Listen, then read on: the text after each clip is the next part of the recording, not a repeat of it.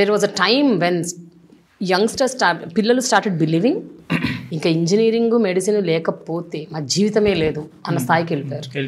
So నీ సినిమాలో core element అది కూడా ఉంది.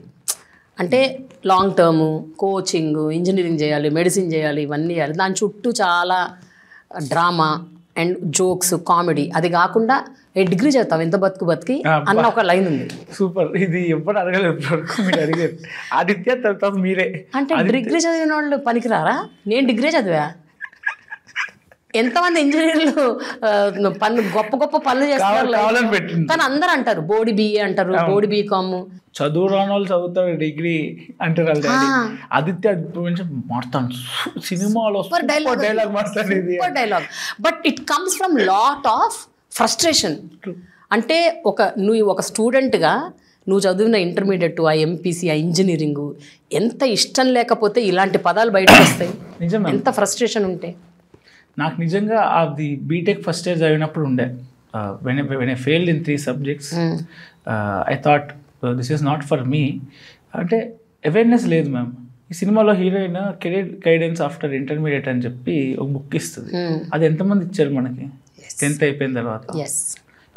ఏమంటే MPC, BiPC. Career guidance of intermediate ఏంటి? ఒకటే ఉంది, బీటెక్ డిగ్రీ. చదువు రానోడు చేస్తాడు డిగ్రీ అనేది. It's still there.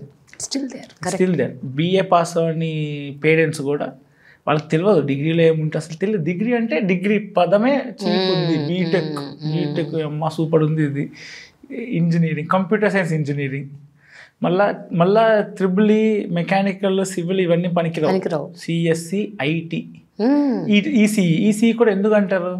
ఏం తెలియదు. ఈ అంకుల్ అంటలకి ఏం తెలియదు. ఈసీ తీసుకుంటే కమ్యూనికేషన్ సైడ్ వెళ్ళచ్చు, సాఫ్ట్వేర్ సైడ్ వెళ్ళొచ్చు, ఇటు సైడ్ నెట్వర్కింగ్ సైడ్ వెళ్ళొచ్చు అంటారు. ఏంది అంటే ఇది అంకుల్ మాట, వాట్సాప్ అంకుల్ అందరూ మాట్లాడుకొని రుద్దుతారు.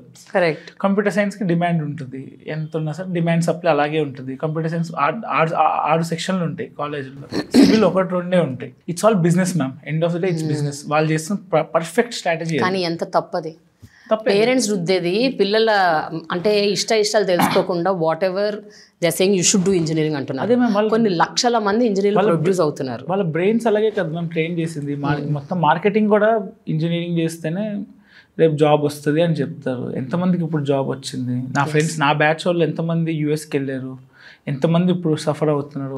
నాకు తెలిసి 4 years అయింది మా బ్యాచ్ వాళ్ళు వెళ్ళి, ఒక్కడికి జాబ్ రాలేదు.